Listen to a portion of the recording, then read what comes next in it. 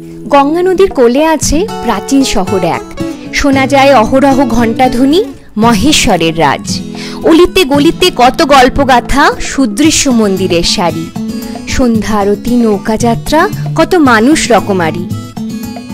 বারাণসী ভারতের আধ্যাত্মিক রাজধানী। ভারত তথা বিশ্বের প্রাচীনতম শহরগুলির মধ্যে অন্যতম। তুলসীদাসের রামচরিত মানস সহ একাধিক বিখ্যাত গ্রন্থ রচিত হয়েছিল এই শহরে। বেনারস মানেই চোখে ভেসে ওঠে আকাশে বাতাসে আধ্যাত্মিকতা, গঙ্গার ঘাটে সুদৃশ্য মন্দিরের সারি, কত ইতিহাস মাখা ঘাট, সন্ধ্যা আরতি, তীর্থযাত্রীদের ভিড়ে জমজমাট, চির ঐতিহ্য বহনকারী প্রাচীন নগরী। আজ আমরা ঘুরে বেড়াবো বেনারসের সেই সব নামি বেনামি গলিতে। উপলব্ধি করব সন্ধ্যা আরতির পবিত্রতা। গঙ্গাবক্ষে অবগাহন করে আবিষ্কার করব বিভিন্ন ঘাটের সুদৃশ্যতা, কত পৌরাণিক গল্প আর ঐতিহ্য বহনকারী বিখ্যাত বেনারস বা বারাণসী। দুন এক্সপ্রেস ধরে সপরিবারে পৌঁছে গেলাম বারাণসী জংশন রেলওয়ে স্টেশনে। অদ্ভুত এক আধ্যাত্মিক আবহ বিরাজ করে বারাণসীতে। তীর্থযাত্রীদের ভিড় চোখে পড়ার মতো। বারাণসীতে আমরা ছিলাম ইউপি গভর্নমেন্টের বারাণসী ট্যুরিস্ট বাংলোতে। লাঞ্চের পর বেরিয়ে পড়লাম বারাণসী ঘুরে দেখতে। প্রথমেই দেখলাম বেনারস হিন্দু বিশ্ববিদ্যালয় বা বিএচইউ। এটি এশিয়ার বৃহত্তম আবাসিক বিশ্ববিদ্যালয় হিসেবে স্বীকৃত। এরপর দেখলাম বিশ্ববিদ্যালয়ের ভিতরে অবস্থিত শ্রী বিশ্বনাথ মন্দির। এটি পণ্ডিত মালব্যের পরিকল্পনা অনুযায়ী এবং বিড়লাদের দ্বারা নির্মিত। এই মন্দির জাতি ধর্ম নির্বিশেষে সবার জন্য উন্মুক্ত। এটি বিড়লা মন্দির নামেও পরিচিত। পরবর্তী গন্তব্য ভাগীরথী ক্রুজ রাইড। এখানে দু রকমের ক্রুজ রাইড হয়ে থাকে, ভাগীরথী ও অলকানন্দা ক্রুজ রাইড। পৌঁছে গেলাম সন্ত রবিদাস ঘাটে। ক্রুজ রাইডের টিকিট অনলাইনে কাটা ছিল, যার ডিটেলস দেওয়া আছে ডেসক্রিপশন বক্সে। এই ক্রুজের লোয়ার ডেকটি এসি ও ওপরের ডেকে ছাউনি সহ বসার সুব্যবস্থা রয়েছে। গঙ্গার খোলা হাওয়ায় ডেকে বসে দেখলাম প্রায় ৮৪টি ঘাটের অনবদ্য সৌন্দর্য।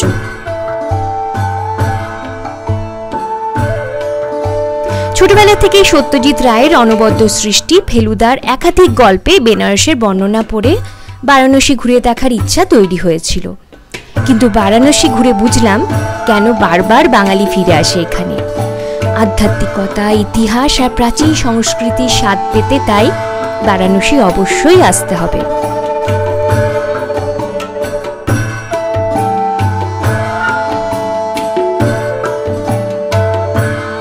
প্রথমে এলসিডি স্ক্রিনে ভিডিওতে দেখানো হলো বারাণসীর ইতিহাস, সংস্কৃতি সহ বিভিন্ন ঘাটের বর্ণনা। भगवान ब्रह्मा ने दिग्विजय यानी देवदास को जो महान तपस्वी थे काशी का राजभार सौंपा। दिग्विजय ने स्वीकृति में शर्त रखी कि उनके द्वारा सुव्यवस्था स्थापित रहेगी, किंतु शिव वहां निवास नहीं कर सकेंगे। ब्रह्मा के वरदान स्वरूप शिव का वहां पदार्पण नहीं हो रहा था। বিকেলের আলো একটু কমে আসতেই যেন হাজার হাজার প্রদীপের আলোয় উদ্ভাসিত হয়ে উঠল গঙ্গাবক্ষ। আর ঢেউয়ের আন্দোলনে প্রতিফলিত হতে থাকল এই নৈসর্গিক সৌন্দর্য। দেখলাম আশি ঘাট, দশাশ্বমেধ ঘাট, পঞ্চগঙ্গা ঘাট, রাজেন্দ্র প্রসাদ ঘাট, আদিকেশব ঘাট সহ আরো কত ঘাট। প্রতিটি ঘাটের আছে নিজস্ব বৈশিষ্ট্য।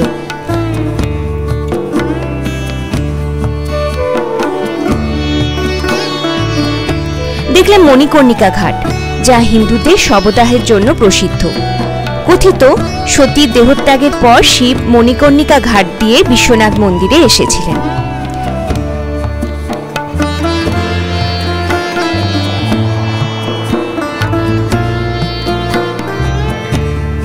দশাশ্বমেধ ঘাট কাশী বিশ্বনাথ মন্দিরের ঠিক পিছনে অবস্থিত, যা মূলত সন্ধ্যা আরতি ও অন্যান্য ধর্মীয় কাজের জন্য পরিচিত।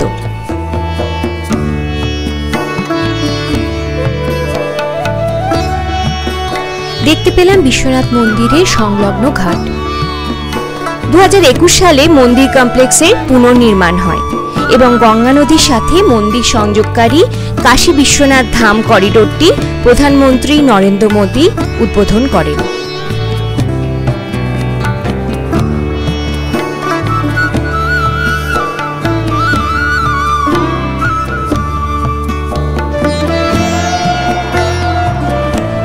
মন্দিরের পাশেই রয়েছে জ্ঞানব্যাপী মসজিদ। ক্রুজ থেকে দেখলাম সন্ধ্যা আরতির অপূর্ব দৃশ্য। প্রদীপের শিখা, ধূপের গন্ধ, জনসমাগম, মন্ত্রোচ্চারণ, ঘণ্টাধ্বনি তৈরি করেছিল এক ভক্তিপূর্ণ আবহ। একি অনাবিল সৌন্দর্য, একি পরিতৃপ্তির অনুভূতি। জুড়িয়ে যায় চোখ শ্রবণেন্দ্রিয়, সময়ের কাছে অজেয় গঙ্গার গতি।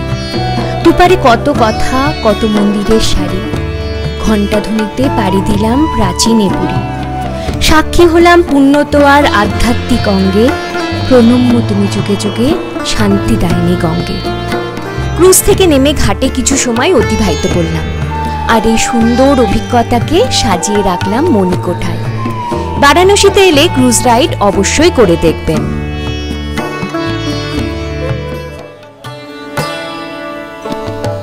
পরের দিন সকালেই পৌঁছে গেলাম কাশী বিশ্বনাথ মন্দির দর্শনে। মন্দিরের সামনেই লম্বা লাইন। অনলাইনে ভিআইপি টিকিট কাটা ছিল মন্দির দর্শন ও পুজোর জন্য। অনলাইনে টিকিট কাটার সব ডিটেলস রয়েছে ডেসক্রিপশন বক্সে। মন্দিরের ভিতরে লকারে ফোন ক্যামেরা রেখে প্রবেশ করলাম মন্দিরের ভিতরে। এই মন্দিরটি জ্যোতির্লিঙ্গ মন্দির নামেও পরিচিত।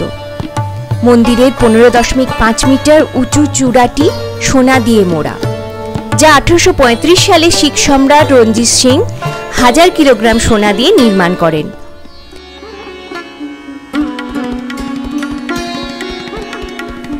এরপর ঘুরে দেখি আশিঘাট। এখানে সূর্যোদয় শুরু হয় সকালের আরতি বা সুবাহি বেনারসের মধ্যে দিয়ে। এরপর নৌকায় চড়ে অনুভব করলাম ঘাট ও গঙ্গা নদীর মিঠে রোদ মাখা রূপ।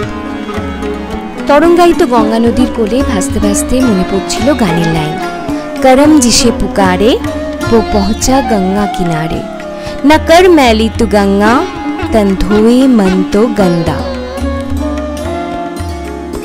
কথিত গঙ্গা স্নান করে বিশ্বনাথ মন্দিরে পুজো দিলে নাকি পুণ্য লাভ হয়। পুণ্য লাভ হলো কিনা জানি না, তবে মনে অনুভব করলাম অদ্ভুত প্রশান্তি।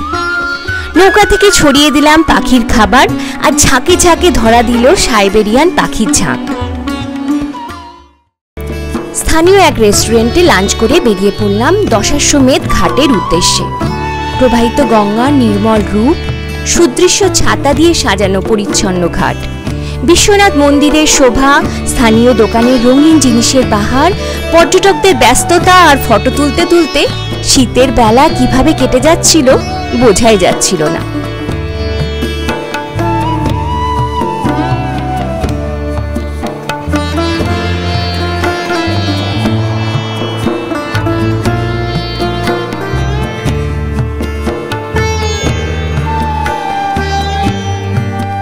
শীতের মিঠে রোদ মিলিয়ে যাচ্ছিল গোধূলির কমলা আভায়। ঘাটে বাড়ছিল লোকজনের ভিড়। হকারদের জিনিসপত্রের ডালি, তীর্থযাত্রীদের তৎপরতা, দেশি বিদেশি পর্যটকদের বিচিত্র কর্মকাণ্ড।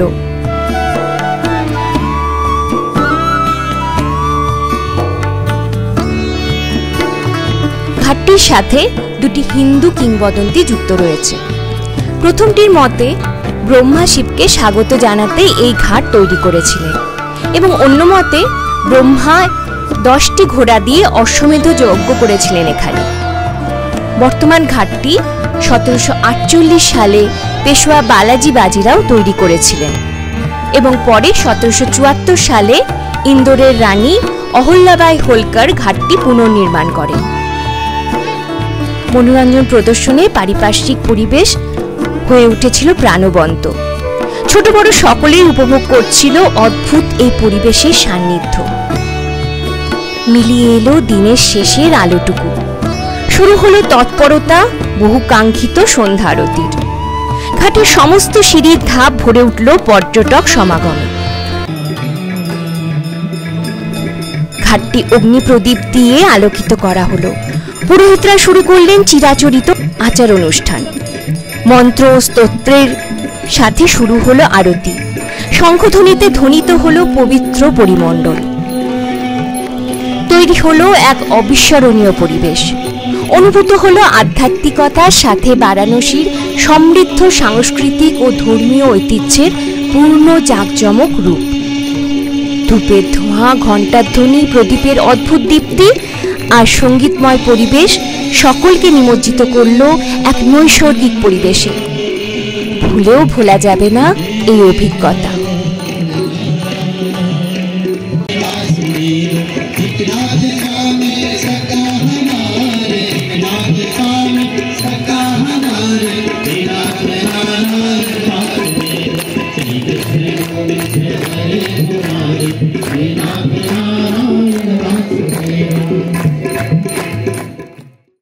পরের দিন পাড়ি জমালাম প্রয়াগরাজ ত্রিবেণী সঙ্গমের উদ্দেশ্যে। এই ত্রিবেণী সঙ্গম ভারতের 3টি পবিত্র নদী গঙ্গা, যমুনা ও সরস্বতীর মিলনস্থল। এটি একটি গুরুত্বপূর্ণ তীর্থস্থান। পুরাণ মতে এই ত্রিবেণীতে সরস্বতী নদী অন্তঃসলীলা অবস্থায় যমুনার নিচ দিয়ে প্রবাহিত হচ্ছে। এখানে প্রতি 12 বছর অন্তর একবার করে কুম্ভ মেলা অনুষ্ঠিত হয়। 1948 সালে মহাত্মা গান্ধীর দেহবর্ষ এখানেই আহুতি দেওয়া হয়। নৌকা ভ্রমণ করে উপভোগ করলাম ত্রিবেণী সঙ্গমের নির্মল সৌন্দর্য। এর কাছাকাছি দর্শনীয় স্থান রয়েছে এলাহাবাদ দুর্গ, হনুমান মন্দির ও এলাহাবাদ জাদুঘর।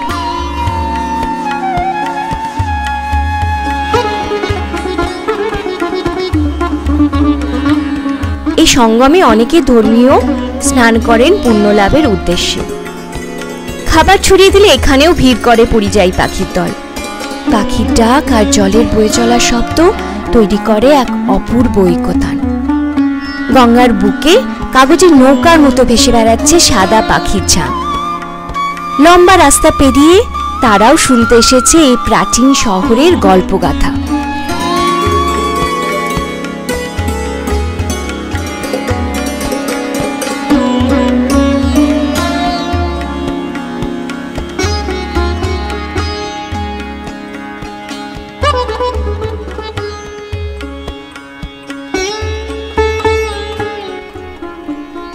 কালিদাস গঙ্গার সাদা জল ও যমুনার নীল জলের সঙ্গমস্থলকে তুলনা করেছেন সাদা ও নীল পদ্মের মালার সাথে। আবার হিন্দু পুরাণ মতে ত্রিবেণী সঙ্গমে ভগবান ব্রহ্মা একটি বিশাল যজ্ঞ করেছিলেন। এই সঙ্গম প্রতিদিন ভোর 5টা থেকে সন্ধ্যে 7টা পর্যন্ত দর্শনার্থীদের জন্য খোলা থাকে। সন্ধ্যাবেলায় আরতি অনুষ্ঠান তৈরি করে এক মনোমুগ্ধকর পরিবেশ।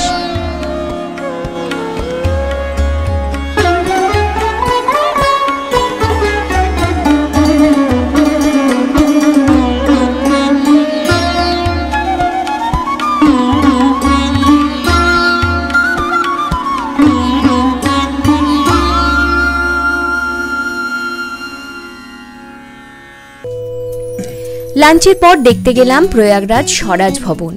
এই বৃহৎ প্রাসাদ মতিলাল নেহেরুর মালিকানাধীন এবং 1930 সাল পর্যন্ত নেহেরু পরিবারের আবাসস্থল ছিল। এটি জওহরলাল নেহেরু মেমোরিয়াল ফান্ড, যা দিল্লি দ্বারা পরিচালিত হয়। স্বরাজ ভবন জনসাধারণের জন্য উন্মুক্ত একটি জাদুঘর হিসেবে কাজ করে। এখানে 42টি কক্ষ এবং বেশ কিছু স্মারক রয়েছে। প্রয়াগরাজে আমরা ছিলাম ইউপি গভর্নমেন্টের হোটেল ত্রিবেণী দর্শনে। এটি ত্রিবেণী সঙ্গমের পাশেই অবস্থিত।